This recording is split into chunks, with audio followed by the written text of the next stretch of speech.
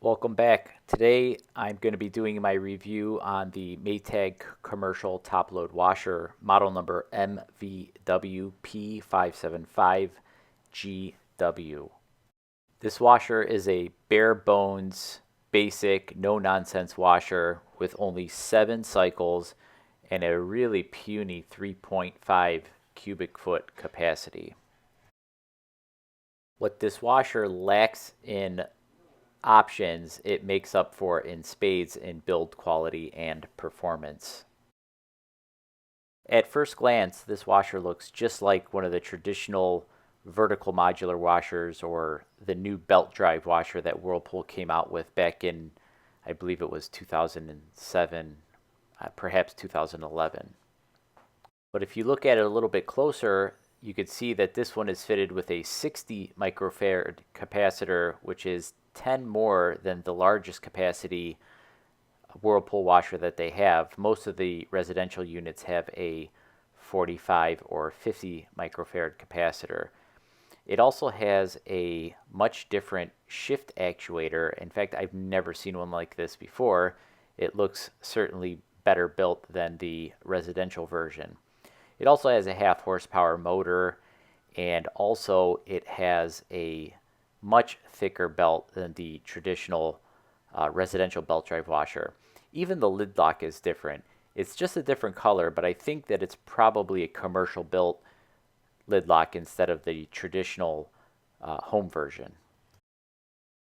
This washer only has 7 cycles: bulky, power wash, delicates, mixed, normal, rinse and spin, and drain and spin. So you knock off the rinse and spin and drain and spin, and you're left with basically 5 usable cycles. You'll notice on the left-hand side of the dial, those are deep water fills, and the only one that's not a deep water is the normal load. So the difference is the deep water fill is a full tub of water and a full tub of rinse water. The normal cycle basically only fills up a 1/2 tub of water and a 1/2 tub for the rinse. So the normal cycle should have been changed to small load instead of just normal. This is basically how you control your water level. You only have 2 options: 1/2 tub or full tub. I ran a variety of loads through this washer, including blankets, comforters, bed sheets, my work clothes, and more importantly, my work pants. This washer on the power wash takes 43 minutes from start to finish and uses about 25 gallons of water on just the wash action, and that doesn't include the rinse or the spin. If you pick the normal option, it will use about 16, almost 17 gallons for just the wash cycle. That does not include rinse and spin.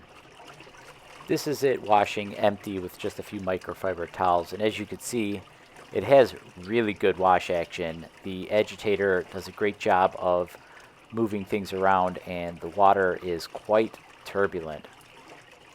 This load was a well-stuffed load of shop towels. I mean, really kind of overloaded. The Maytag still did a pretty good job of moving everything around and getting those clothes turned over pretty well.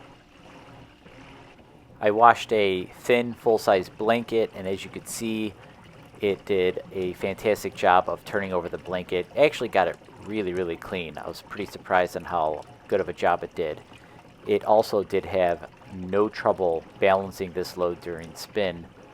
For those of you who have watched my previous video on the hot point washer, this is the exact same blanket that caused it to go on a pretty severe off-balance situation. This Maytag handled it with no problem.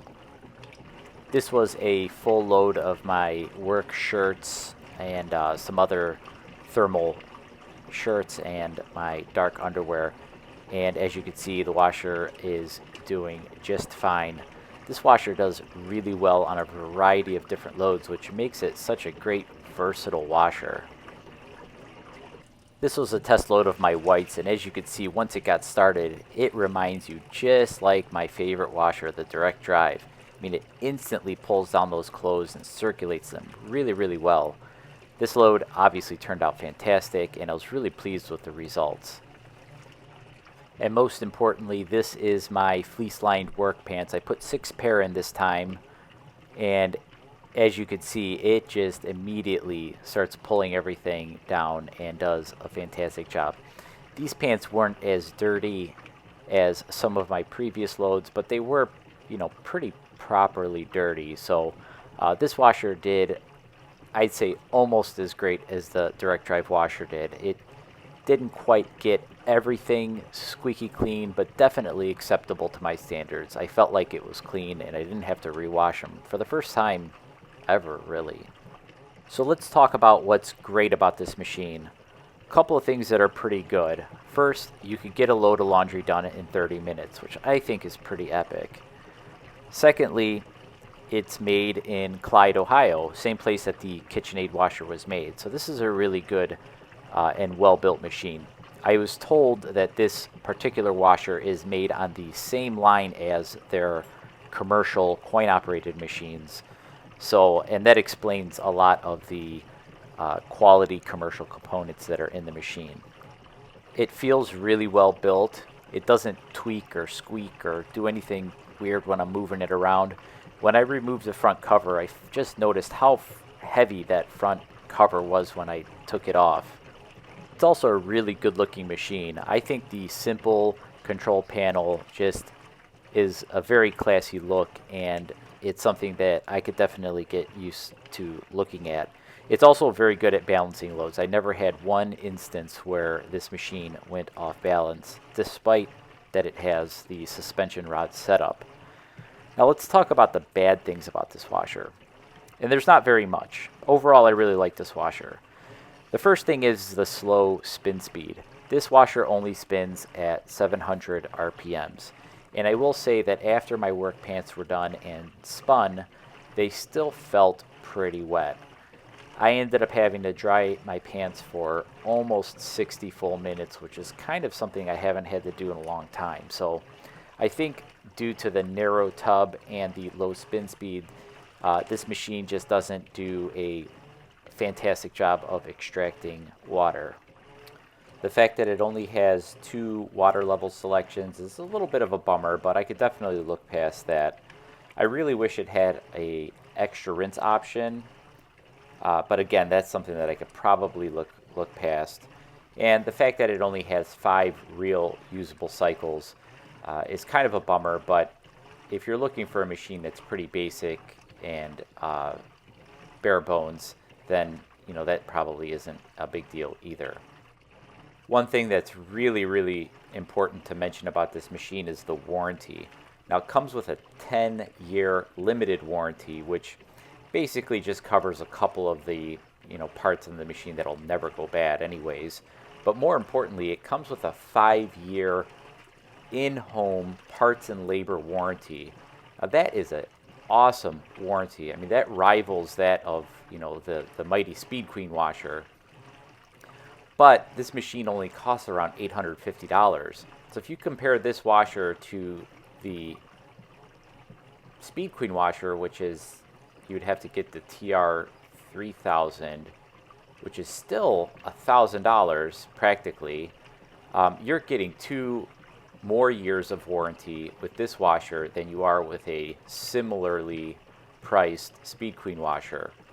Also, this washer does a hands down, far and away, much better job on almost every single load that I've done with this machine compared to the Speed Queen washer. So if you're looking for a good, reliable washer, this is definitely the one to look at.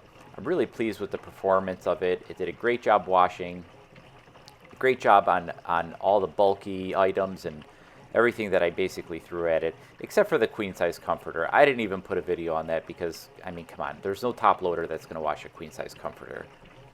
If you're looking for an old school top load washer, this is definitely the one to go for. I feel like that this is probably one of the best top loaders on the market as of today. I'd even say it washes slightly better than the LG top loader. And the fact that it's made in America, it's made in Ohio for that matter, kind of gives it a little bit more bonus points with me. I think that this washer is very well built, and I think it's going to last a really long time. And the warranty kind of speaks for that. Aside from that, I feel like that this machine will probably go at least 7 to 10 years before it even needs a repair. And at that point, just get it fixed and use it for another 7 to 10 years. I didn't see anything underneath this machine that would have been any concern as far as, you know, being a premature breakdown. I still recommend hooking it up to a inline surge suppressor because this machine does have a computer on it. In fact, I like this washer so much that it is going to be replacing my Speed Queen line. So this is proudly sitting in front of my store and ready to buy. So if you live in the Cleveland area and you want a good, reliable, new top-load washer, come visit me at Lorain Furniture and Appliance because I have this machine on the floor and I'd be happy to talk your ear off about it and deliver it to your house. Anyways, thanks for watching, guys. I hope you enjoyed the video. Don't forget to like and subscribe and leave a comment below. Let me know what you think. I'm going to do a couple more videos in the coming weeks. Hopefully I don't get too busy, and I will get some more of the full videos of this machine coming up shortly. Thanks again.